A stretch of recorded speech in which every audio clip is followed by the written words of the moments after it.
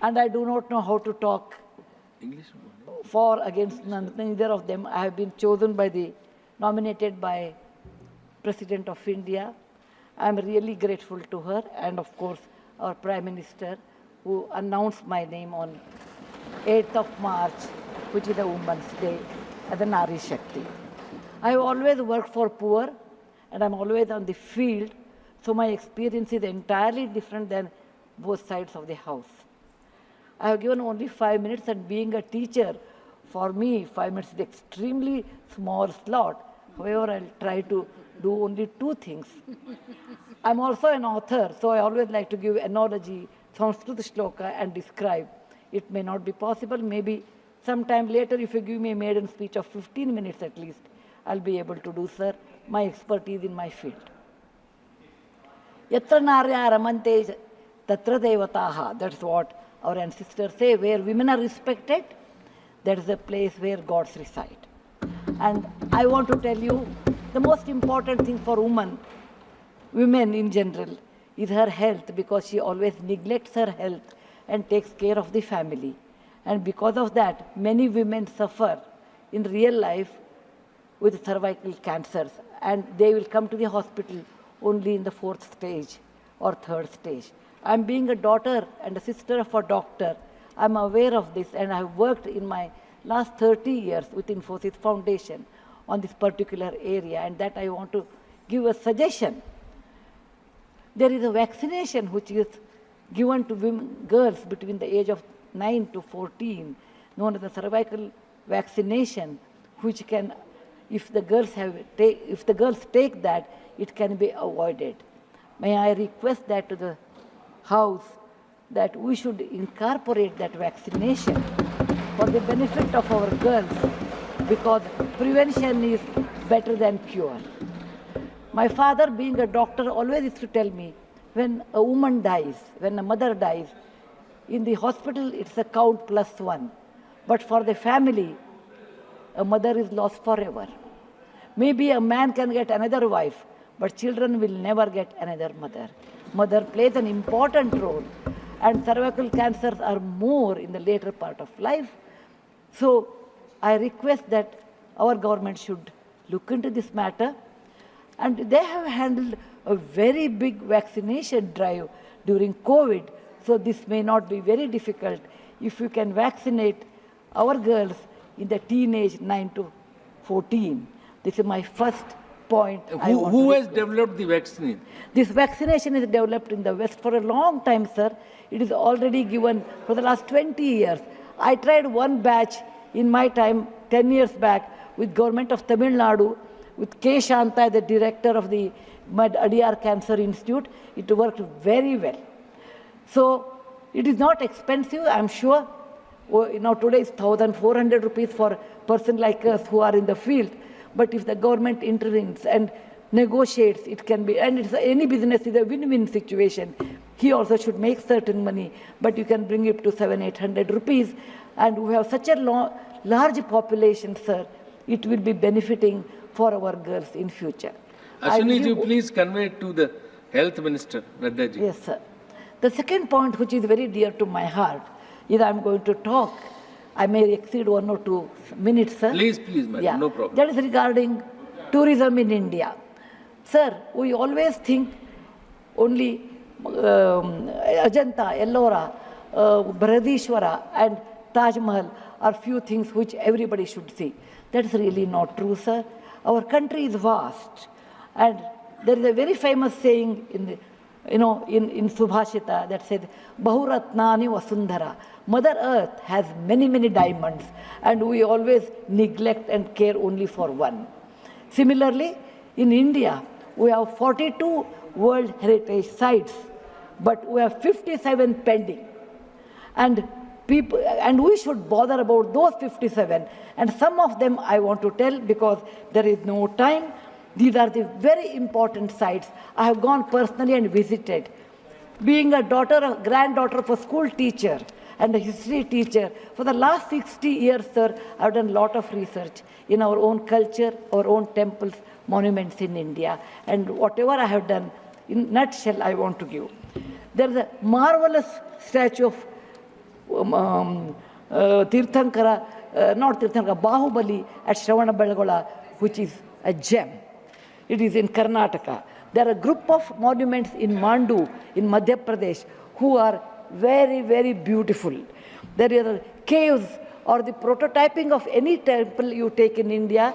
Its prototyping is done in Badami, Aihole, Pattatkallu in Karnataka, northern part of Karnataka, where I belong. I'm very proud about it. See Lingaraja temple, see any temple in India, Konark temple, everything prototyping is done in 575 AD in Karnataka. These three places which are not in World Heritage Center.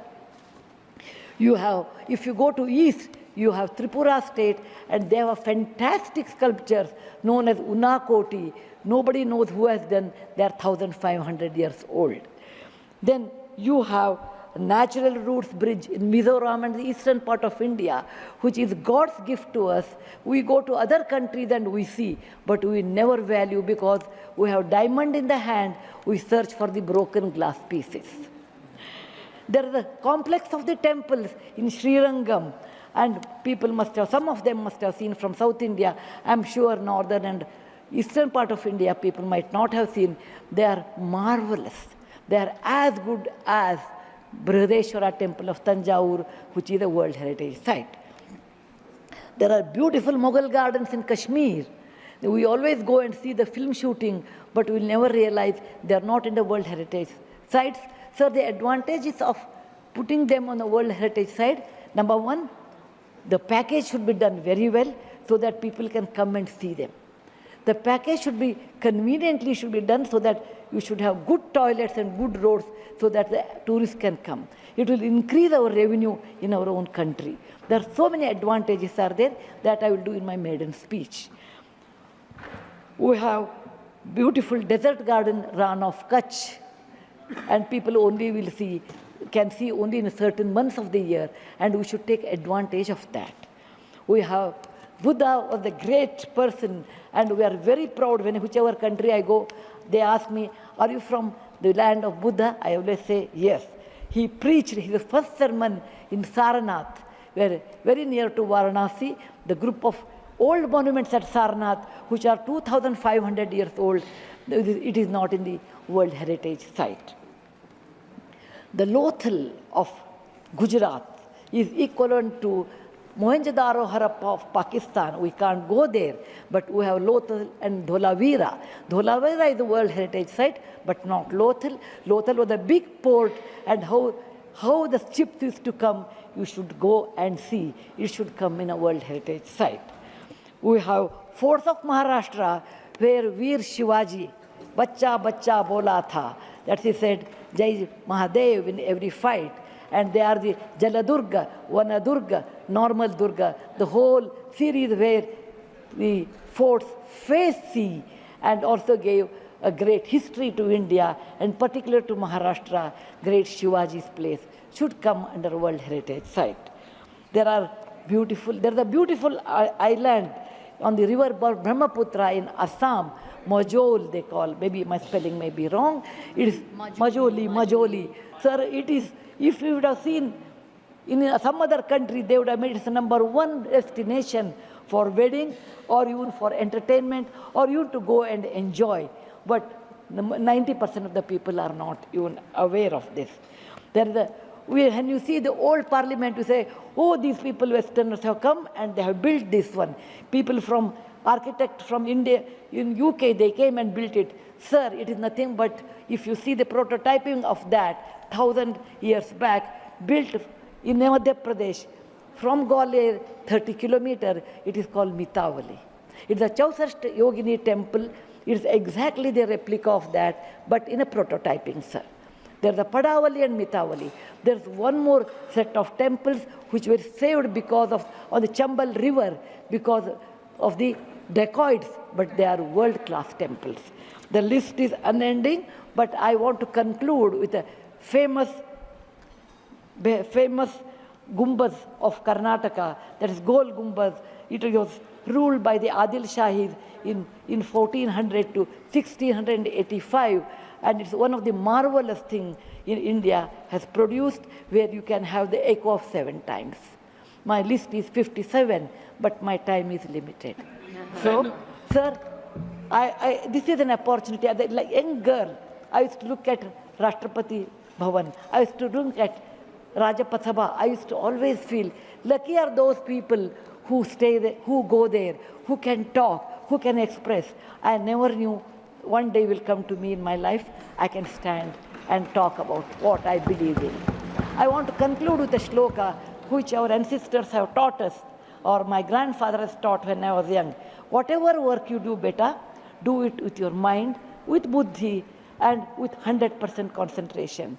We are in a country where there is so much diverse culture, but still we are all one, like 5 fingers make a mushti. We all have that character, which is very much Indian character, that we may differ in dress, food, language, but we are all one. I want to serve in my tenure, Rajya Sabha, with one single motto, Kayena Vacha, Manasaindriyarva, Buddhyatmajava, Prakriti Sabhavat, Karomi Yadyat, Sakalam Namasri, Narayana Samarpayami. It is not my husband Narayan Murthy, it is Narayana the God, or the God whom you believe. It need not be Narayana, it could be anybody. So with a single-minded, with my mind, with my buddhimatta, with my concentration, with my whatever is the age I have, I am 74, going to be 74, but God willing, I will put my 100% in Rajya Sabha and work. Jai Hind, Jai Bharat Mata. Thank you, madam. You made very valuable suggestions. Both the suggestions were very valuable and it spoke very well.